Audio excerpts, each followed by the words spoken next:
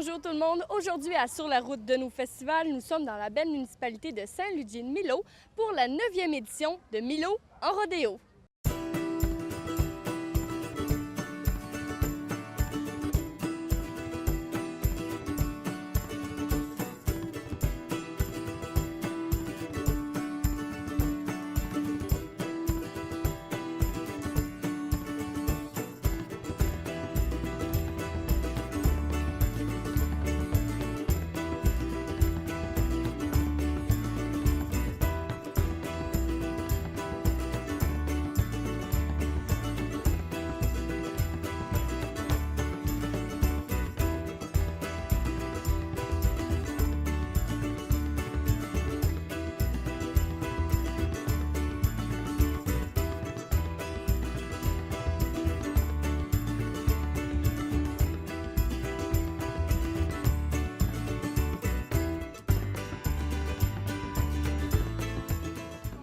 Donc, le festival a une durée de 4 jours. Le jeudi, le festival commence en douceur. De 17h à 19h, nous avons un 5 à 7 au bord du lac et à 19h30, du bingo sur le chapiteau au coût de 20 $.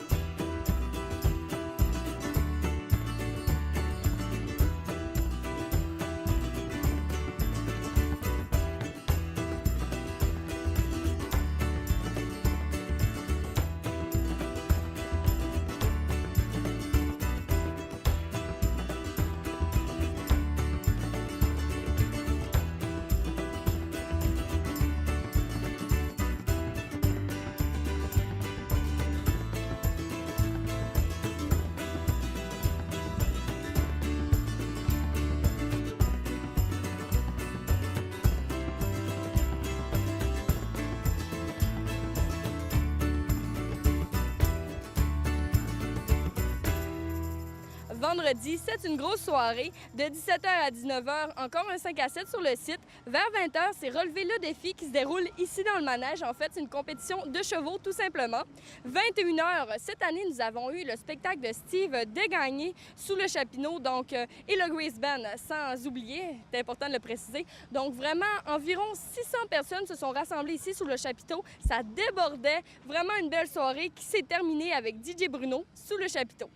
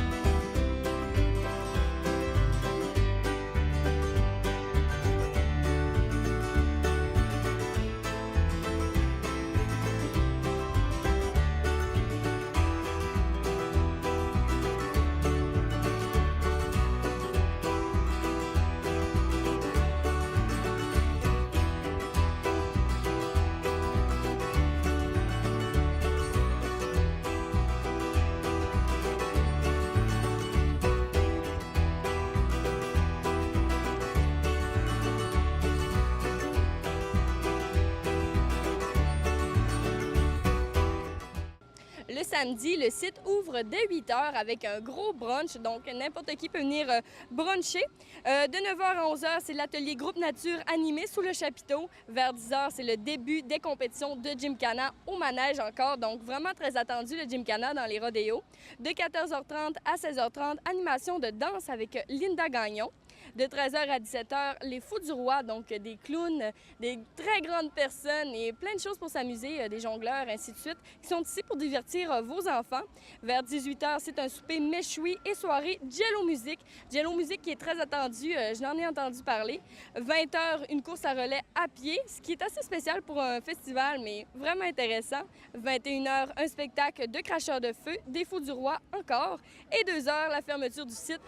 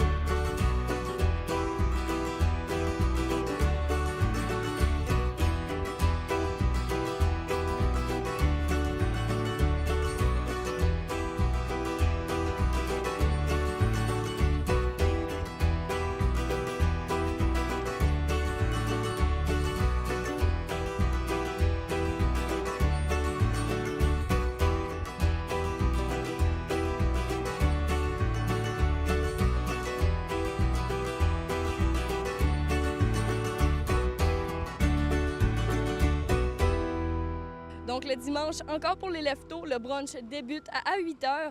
Vers 10 h, c'est le début des compétitions de Gymkhana, encore pour la deuxième journée. De 10h30 à 11 h, le début des chants de la célébration country. C'est la chorale À tout cœur qui est ici. De 11 h à midi, c'est la célébration country qui est sous le chapiteau. Un spectacle de 13h30 à 15 h qui est Jean-Nicole, encore sur le chapiteau parce qu'on ne sait jamais s'il va faire beau, s'il va faire moins beau. Donc le chapiteau est toujours pratique. De 14 h à 16 h, c'est de l'animation pour les enfants. Et à 14h30, des cours de danse et animation.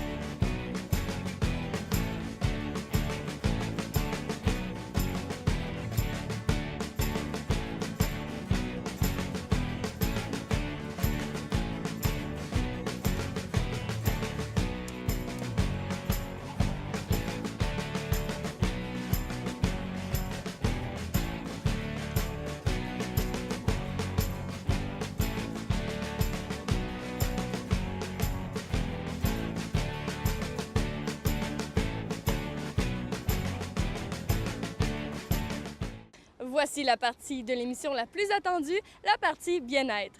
Non, je rigole. Honnêtement, c'est vraiment merveilleux parce que pour les amoureux de la nature, ici à Saint-Ludger-de-Milo, il y a une magnifique plage. En fait, regardez derrière moi, le paysage est magnifique. Plusieurs vacanciers qui sont venus ici se réfugier sur la plage parce que nous avons une journée très ensoleillée. Donc, n'importe quand, n'importe qui peut venir profiter de la plage et regarder les compétitions. Donc, je suis avec la présidente de la 9e édition de Milo en rodéo, Madame Chantal Arnold. Bonjour. Bonjour. Ça va bien? Ça va très bien. Donc, pour commencer, j'aimerais que vous me parliez des débuts de Milo en rodéo. Cette année, c'était exceptionnel. On a débuté ça avec un bingo jeudi soir avec un gros lot de 1 000 $ qui a été gagné. C'était une madame il y a des gens de Milo qui ont gagné, mais le gros lot a été gagné par une madame de l'extérieur. Les gens étaient très contents. Puis déjà, même si c'était nouveau, il y avait quand même au-dessus de 100 personnes qui se sont présentées à notre bingo. Ça a commencé comme ça. Le vendredi soir, hier soir, on a eu notre 5 à 7 avec des petites bouchées. Les gens étaient commencés, les kiosques de nourriture étaient commencés à servir. Donc, il y en avait pour tous les goûts. On a fait vraiment une belle soirée avant le spectacle de notre cher Steve Desgagnés il a comblé la foule. Il est en demande encore, tout le monde nous dit, bien, faites-les revenir, c'est vraiment exceptionnel. Puis il était content d'être ici, puis les gens étaient contents qu'il soit ici. C'était vraiment, il devait y avoir aux alentours de 600 personnes dans le chapiteau. D'après vous, qu'est-ce qui fait la popularité de ce festival?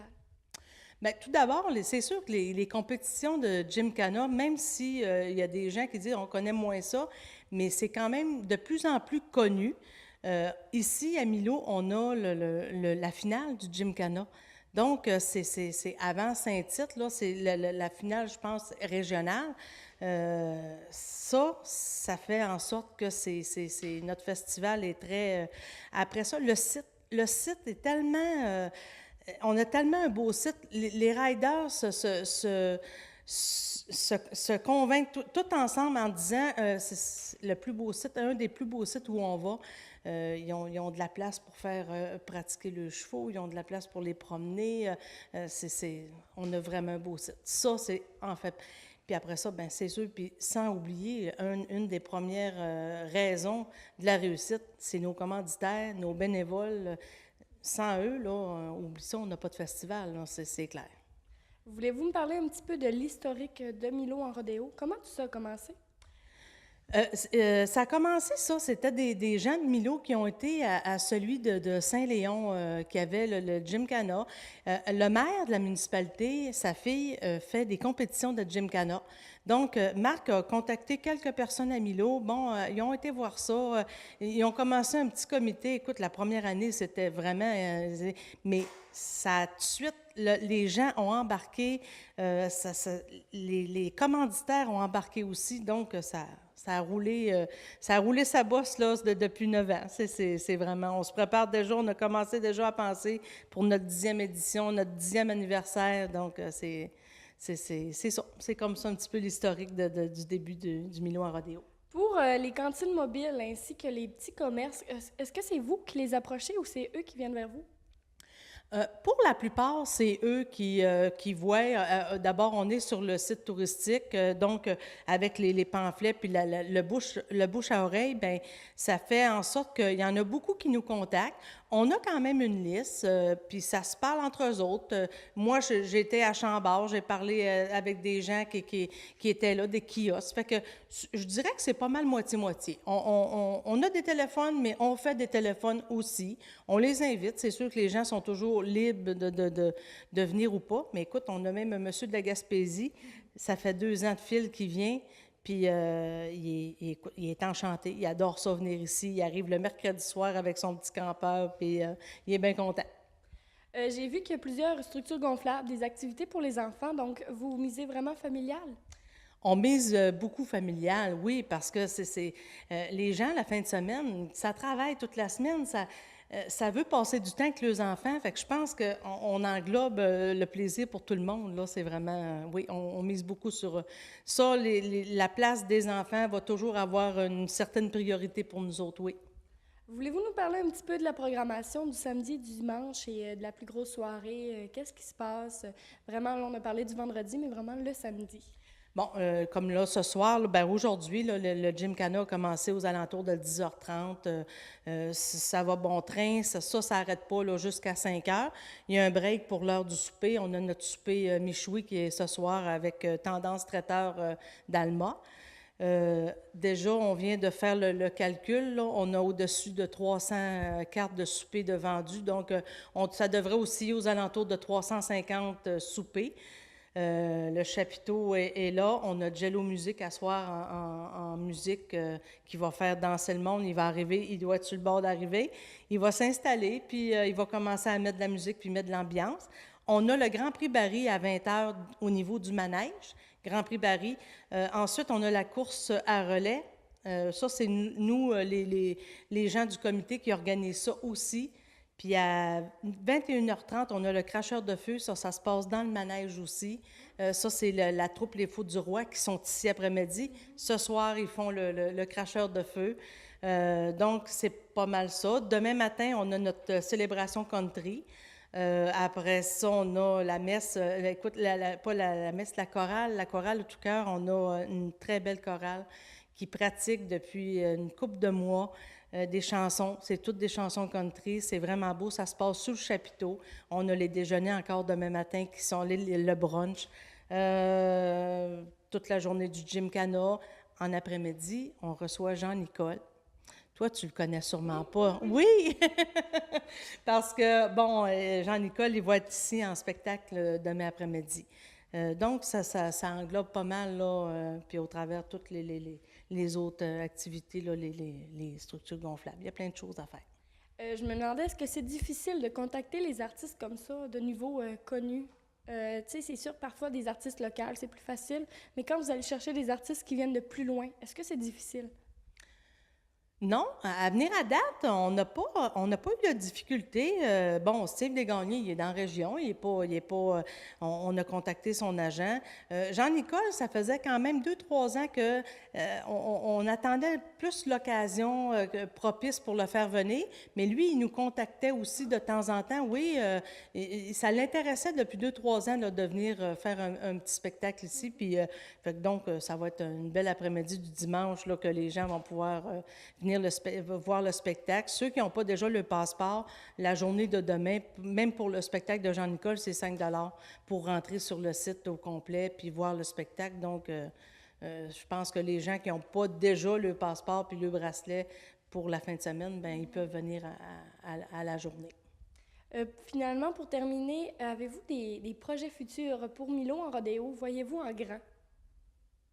Bien, certainement pour le 10e anniversaire. On a l'intention, le comité a l'intention de mettre un accent un peu plus prononcé pour le 10e anniversaire. On veut faire peut-être plus de choses. Je ne dévoilerai pas toutes les idées qui ont sorti, mais puis voir en grand, c'est... Moi, là, je pense que, en tout cas, les gens du comité seraient d'accord avec moi en disant que on ne veut pas venir trop gros puis trop en grand.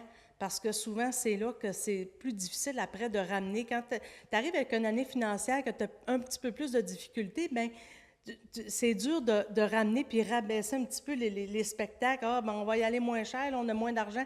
Fait on aime mieux garder un succès, mais régulier, puis être constant dans notre... Fait que, en grand, oui. On voit en grand, je pense que je verrais plus ça comme la continuité de notre... que ça tombe pas. Je pense que c'est là-dessus qu'on va essayer d'axer le plus possible. Merci beaucoup, Chantal. Merci beaucoup.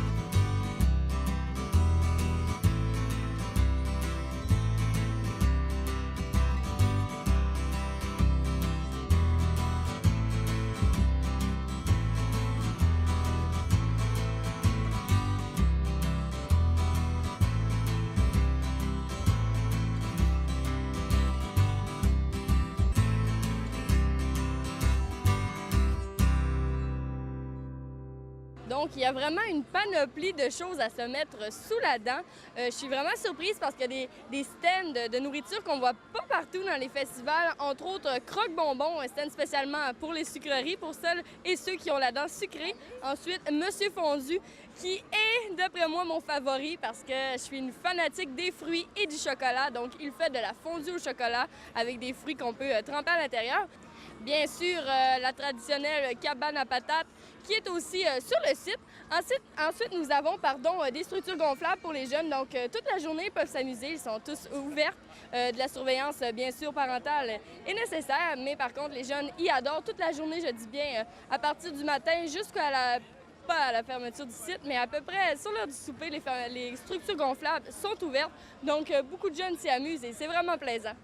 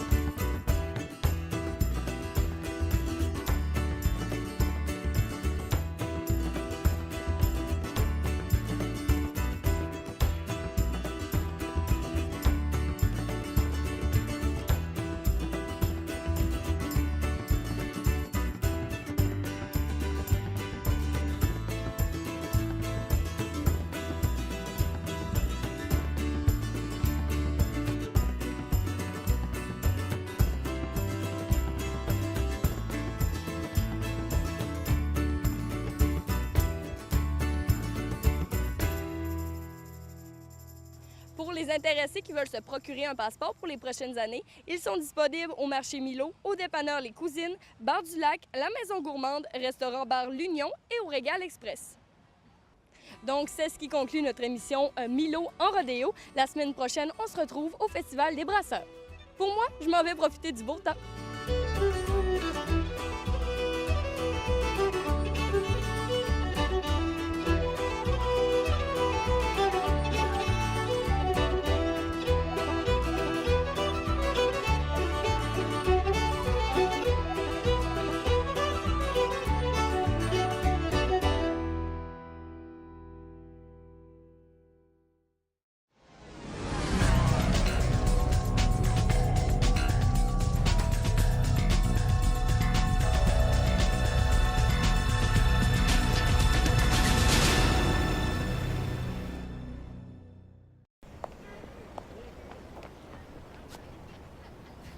La salle va être pleine. Ça va aller. Je vais au spectacle, puis j'oublie la foule. La foule. La foule. La foule. La foule. Les troubles anxieux sont bien réels. Les solutions aussi.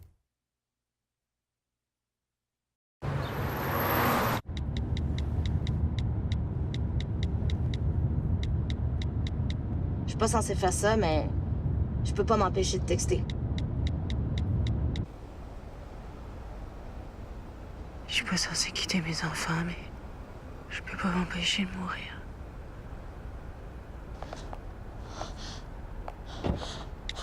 S'il vous plaît, empêchez-vous de texter. Mon monde parfait. Dans mon monde parfait, les chiens parlent. Encore la balle, encore. Les lits se font tout seuls. Les gens fâchés font des bulles. Dans mon monde parfait, toutes les autos, camions et les bus fonctionnent à l'électricité. Ça, on peut le faire. Et c'est le temps de le faire. Propulsons le Québec vers l'avenir avec notre électricité. L'électrification des transports, c'est le temps pour vous d'embarquer.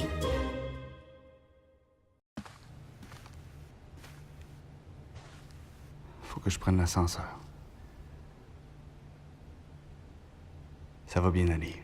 C'est juste 15 étages. 15 étages. 15 étages. 15 étages. 15.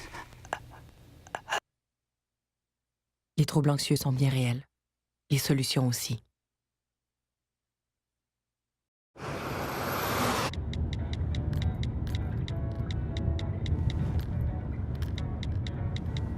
Je sais que je devrais pas faire ça, mais je peux pas m'empêcher de texter. Je sais que mes parents vont être tristes, mais je peux pas m'empêcher de mourir. Non. S'il vous plaît, empêchez-vous de texter.